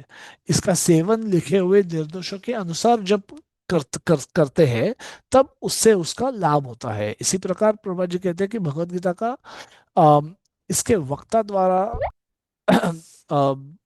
दिए गए निर्देशों के साथ ही ग्रहण या स्वीकार करना चाहिए। भगवत गीता के वक्ता भगवान श्री कृष्ण है। उनको सारे श्लोकों में बोला गया है कि भगवान उवाच, भगवान उवाच। भगवान निस्संदेह एक शब्द है कि जो किसी महान व्यक्ति को प्रदर्शित करता है। कोई महान, किसी की महानता अगर हमें दिखानी है तो हम उसको हे प्रभु करके बुला सकते हैं, हे भगवान करके बुला सकते हैं। तो यहाँ पे भगवान कृष्ण को भी भगवान बोला गया है, तो वो निश्चित ही एक महत्वपूर्ण व्यक्ति है महाभारत के। बट किंतु हमें यह भी जानना होगा कि भगवान कोई साधारण व्यक्ति नहीं है।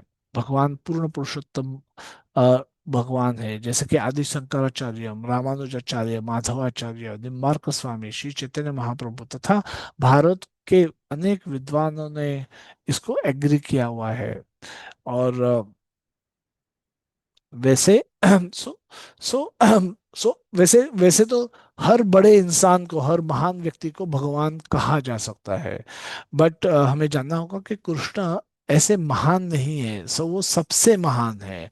वो ट्रांसेंडेंटल है, और उनको भगवान कहा जाना बहुत ही सूटेबल है, बहुत ही अच्छा है।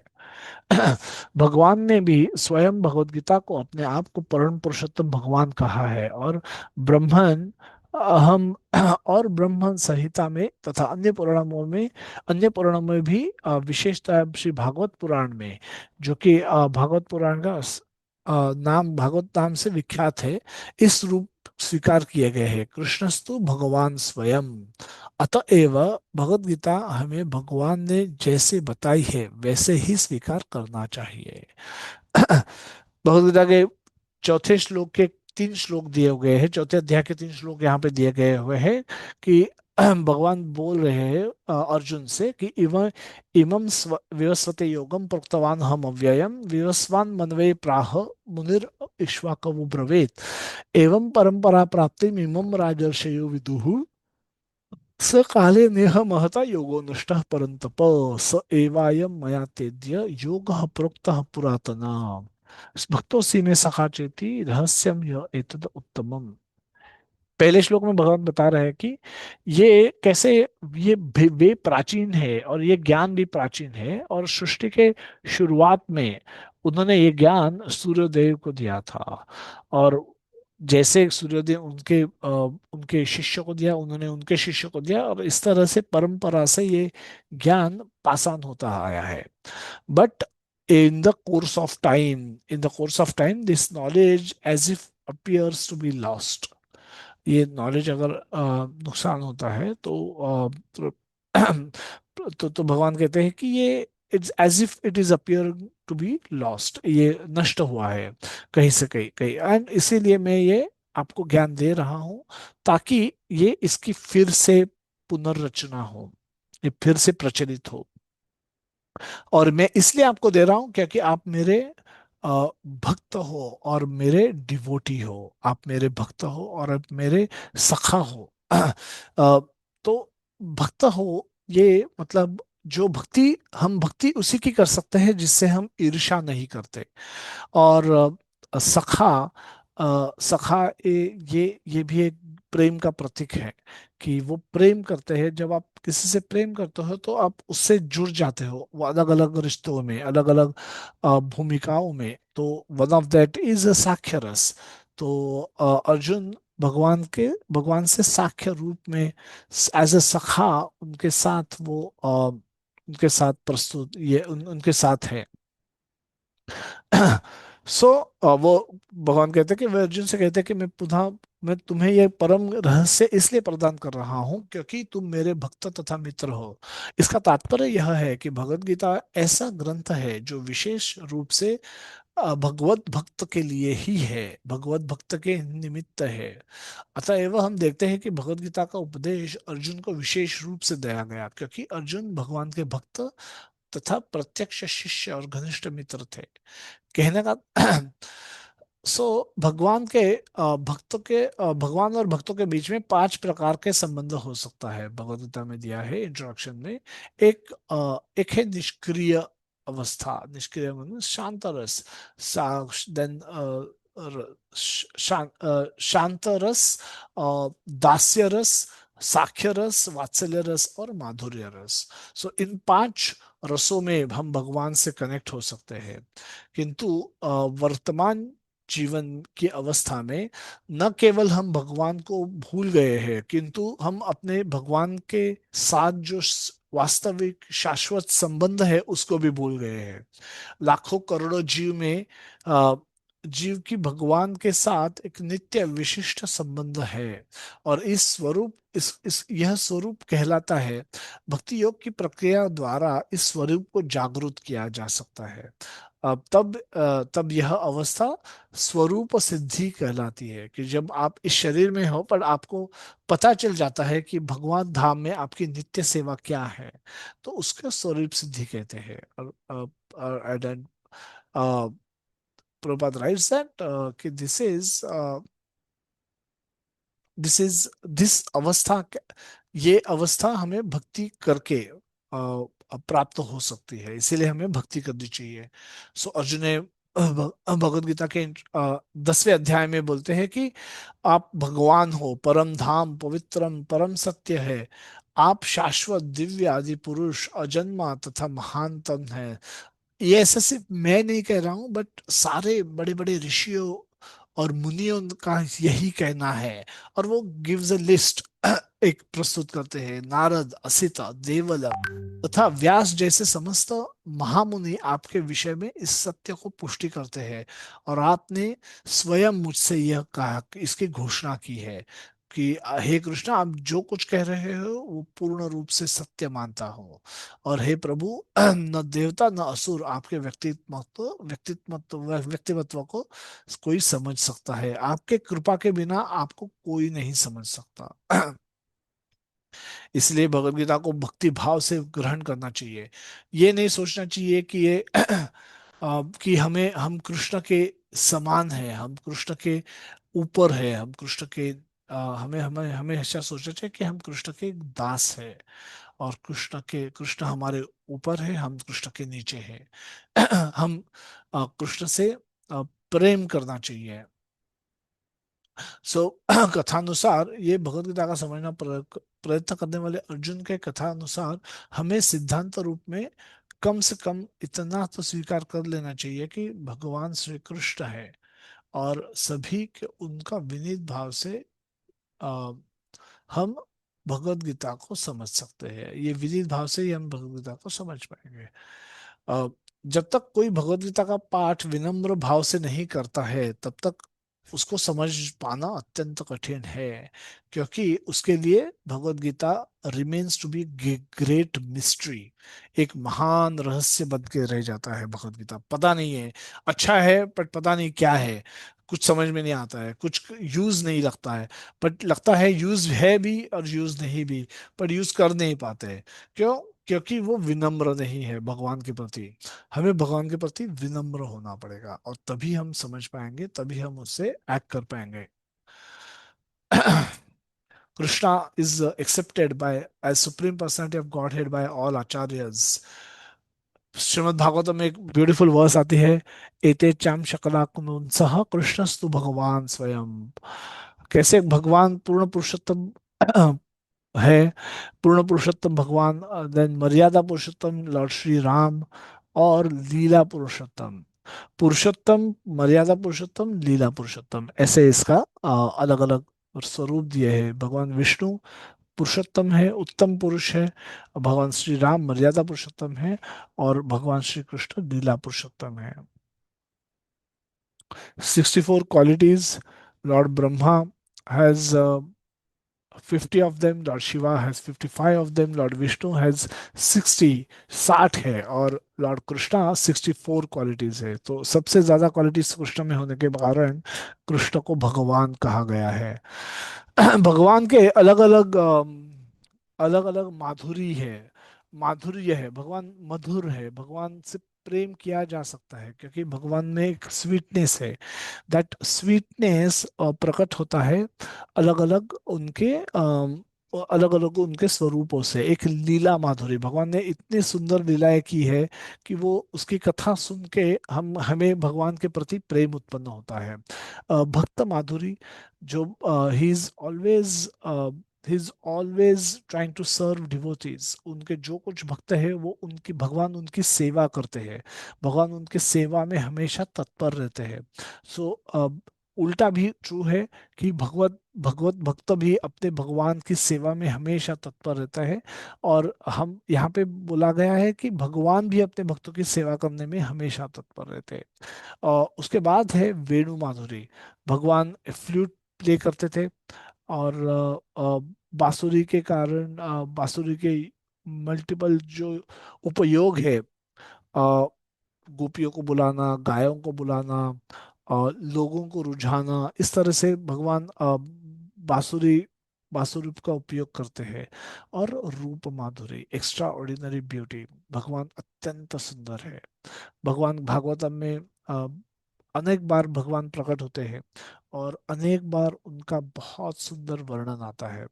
जो कोई भगवान को देख रहा है वो अचंभित हो जाता है, वो भगवान को देखते ही रहता है, और वो अपने कैपेसिटी के अनुसार भगवान का वर्णन करता है। जैसे कि आकाश बहुत बड़ा होता है, बट आकाश में पंछी उतना उड़ सकता है जितने उनके पंखों में शक्ति है। सो ऐसा नहीं कि उसके ऊपर आकाश नहीं है, बट हमें भी भगवान की उतनी ही सेवा कर सकते हैं, इतना ही हम भगवान को वर्णन कर सकते हैं जितनी हमारी बुद्धि हो। और इसके लिए हमें बुद्धि के लिए भी प्रयास करना चाहिए, भगवान से बुद्धि मांगनी पड़ी चाहिए, ताकि हम भगवान को स्वरूप को समझ सके, हम भगवान की अ, आराधना कर सके। सो कंक्लूजन, दो Krishna appear in human form, he is not human. वो ह्यूमन लाइक फॉर्म है, बट वो भगवान है, हमेशा से ही भगवान है। ओके, ऑल डेमीगॉड्स, ऑल देवता है वो कृष्ण के सबॉर्डिनेट है। They are not equal to and greater than Krishna, nobody is equal to greater than Krishna. Brahma ji, Shiv ji, Devi, आजकल काली माता, दुर्गा देवी, ये सारे जने भगवान के सेवक ही है, और एज अ सेवक दे आर अंडर भगवान, they are under the influence of God. So so that's the reality, so we have to accept that factual position. Krishna processes six opulences in full, इसका विवरण आएगा से दूसरे अध्याय के दूसरे श्लोक में, जहाँ पराशर मुनि का एक किया हुआ श्लोक तो यहाँ पे मेंशन किया जाएगा. Then Krishna's devotee are is protected, again योगक्षेम महामेहम. And another verse जहाँ पे 931 Krishna says declare it boldly O Arjuna, my devotees will never perish. So अलग अलग अलग अलग जगह अलग अलग तरीके से भगवान अर्जुन को बताते हैं कि माई डिवोटीज विल नेवर पेरिश, उनका कभी नुकसान हो ही नहीं सकता. तो वो हमेशा फायदे में रहते हैं, इसीलिए हमें हमेशा भक्ति करनी चाहिए. कृष्णा's birth and activities are transcendental. जन्म कर्म च मे दिव्यम एवं यो वेत्ति तत्वतः त्यक्त्वा देहम पुनर्जन्म नैति मामेति सो अर्जुना. भगवान चौथे अध्याय के 9वें श्लोक में बोलते हैं कि मेरा जन्म और मेरा कर्म दोनों ही दिव्य है, और इसलिए जो इसको समझ पाता है वो मेरी भक्ति करेगा, और वो मुझसे बिछड़ ही नहीं सकता, वो मुझसे अ, सो इसलिए भगवान और भगवान की भक्ति करनी चाहिए, भगवान के बारे में सुनना चाहिए, कथाओं का रस ग्रहण करना चाहिए. Lord Krishna possesses four qualities which are absent in even in Vishnu. जो हमने देखा कि 64 क्वालिटीज भगवान में है, वैसे भगवान में अनगिनत क्वालिटीज है, but for our purpose we count only 64 qualities कि which are not there in any of the Vishnu avatars. Lord Krishna possesses four. So Lord Krishna is the source of all incarnations. सारे जो सारे जो अवतार हुए हैं वो लॉर्ड कृष्णा ही है, कृष्णा से ही उत्पन्न हुए हैं. Krishna is original and Krishna is the supreme personality of God head. कुछ भगवत गीता की वर्सेस है जिन्हें यहाँ प्रस्तुत किया गया है, हमें विल गो थ्रू देम फटाफट. And we will, you can, ये यहाँ पे दी गई है, ये मैं प्रस्तुत करूंगा और उससे पढ़ के आप बाद में यू कैन रीड. पहले श्लोक की हम छोटी सी व्याख्या करेंगे और इस इस इस क्लास को विराम देंगे कि धृतराष्ट्र उवाच धर्मक्षेत्र कुरुक्षेत्रे समवेता योत्सवः मामकः पांडवाश्चैव किम अकुर्वत संजय. यहाँ वर्ड बाय वर्ड मीनिंग दिया गया है. धृतराष्ट्र कहते, भावार्थ में कहते हैं कि धृतराष्ट्र ने कहा है संजय, धर्म भूमि कुरुक्षेत्र में युद्ध की इच्छा से एकत्र हुए मेरे तथा पांडु के पुत्रों ने क्या किया. बहुत ही तात्पर्य हम समझ लेंगे बहुत ही ब्रीफ में कि मनुष्य को चाहिए कि वो कृष्ण के भक्त की सहायता से संवीक्षण करते हुए भगवत गीता का अध्ययन करे और स्वार्थ प्रेरित वाक्यों को बिना उसे समझने का प्रयास करे. अर्जुन ने जिस प्रकार से साक्षात भगवान श्री कृष्ण से गीता सुनी और उसका उपदेश ग्रहण कर लिया, इस प्रकार की स्पष्ट अनुभूति का उदाहरण भगवत गीता में ही है. यदि उसी गुरु परंपरा में निजी स्वार्थ से प्रेरित हुए बिना किसी को भगवत गीता समझने का सौभाग्य प्राप्त हो, तो वो समस्त वैदिक ज्ञान तथा विश्व के समस्त शास्त्रों का अध्ययन को पीछे छोड़ जाता है. चूंकि इस युद्ध को कुरुक्षेत्र में लड़ा जाना था, जिसका उल्लेख वेदों में स्वर्ग के निवासियों के लिए भी तीर्थ क्षेत्र के रूप में हुआ है, अतः धृतराष्ट्र अत्यंत भयभीत था कि इस पवित्र स्थल का युद्ध के परिणाम पर न जाने कैसा प्रभाव पड़ता है.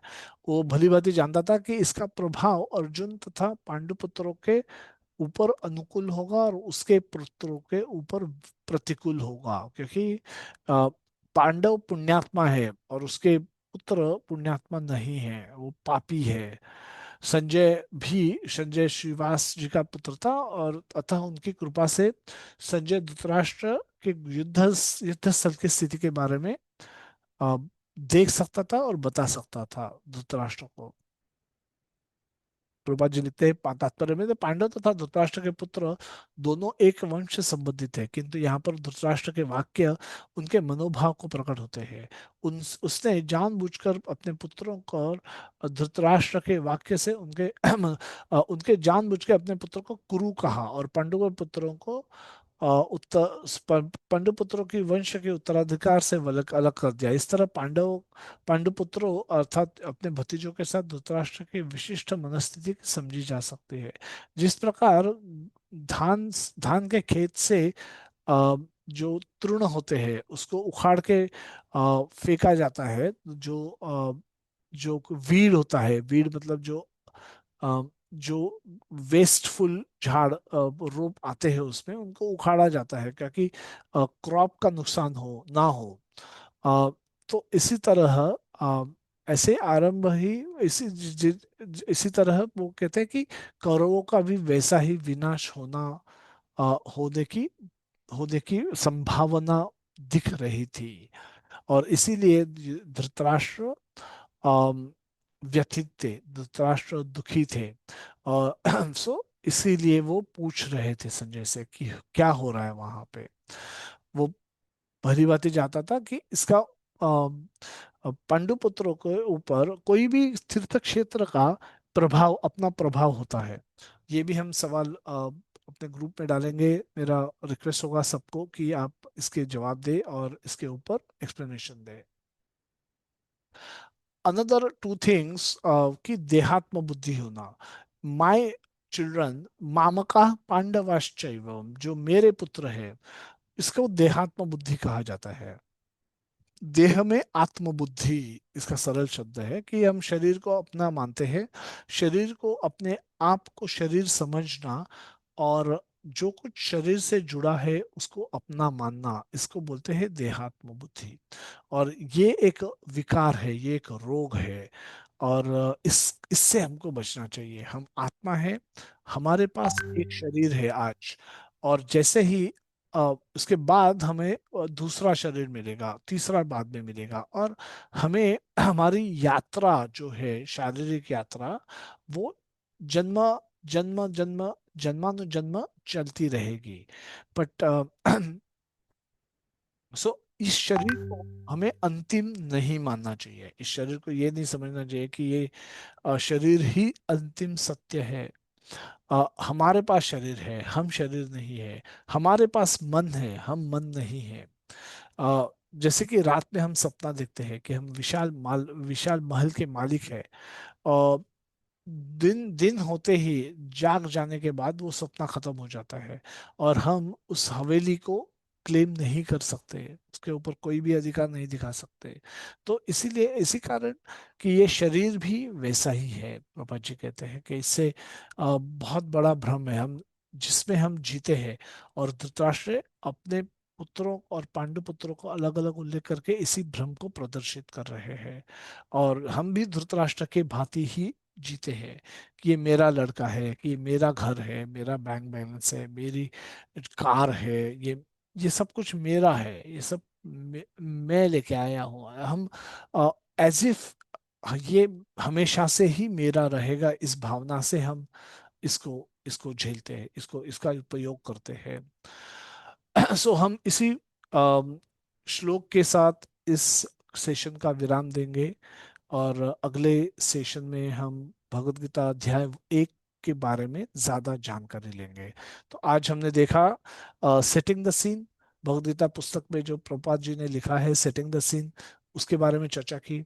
प्रिफेस, जहाँ पे प्रभुपाद जी ने संवाद साधा है, बताया है कि क्यों लिखा भगवत गीता, क्या लिखने का उद्देश्य था, तो उसको प्रिफेस कहा गया है।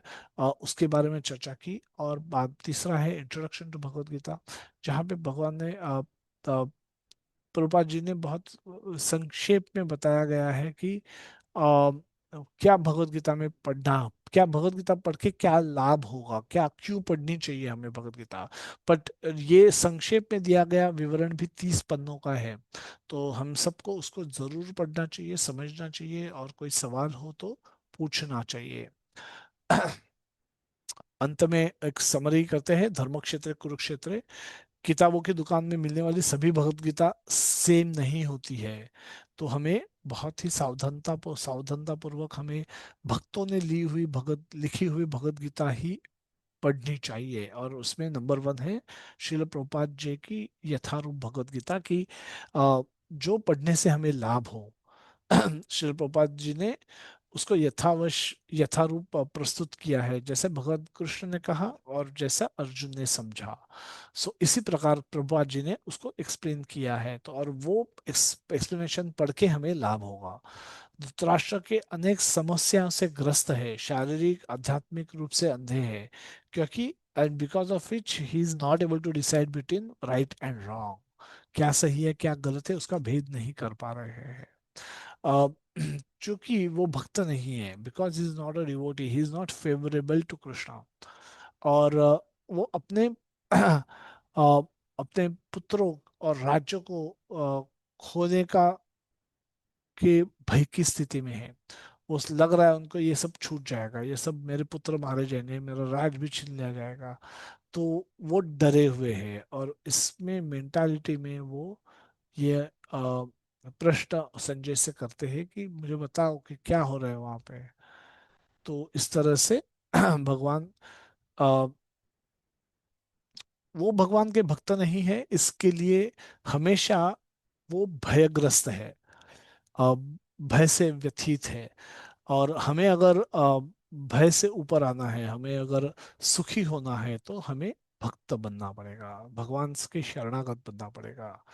तो इस तरह से हम देखते हैं कि इस तरह से हम आज का इस सेशन को विराम देंगे। जैसे मैंने कहा कि हम कुछ सेशंस है, कुछ प्रश्न हैं जो हम अगर ये सेशन समय पे शुरू होता तो शायद हम उसका विवरण चर्चा कर पाते। बट ये समय लेट शुरू होने के कारण हम इसके ऊपर बहुत चर्चा नहीं कर पाए। बट वो हम ग्रुप में रख देंगे और प्रस्तुत कर देंगे, और आप सबको उसके मौका मिलेगा कि ग्रुप में ही आप उसके जवाब दें। इस तरह से हम we will come to know about your interest in Bhagavad Gita and your understanding of Bhagavad Gita as well. So हम इस सेशन को यहीं विराम देंगे, और आशा करते हैं कि अगले रविवार को ज्यादा से ज्यादा संख्या में आप सब पार्टिसिपेट करेंगे और इस सेशन का लाभ लेंगे। हरे कृष्णा। श्री जगन्नाथ बलदेव सुभद्रा माई की जय, श्री प्रभुपाद की जय, निताय गौर प्रेमानंदी, हरि बोल हरि बोल हरि हरि बोल। हरे कृष्णा। हरे कृष्ण प्रभु जी, दंडवत प्रणाम। हरे कृष्ण प्रभु जी, धन्यवाद प्रणाम, थैंक यू।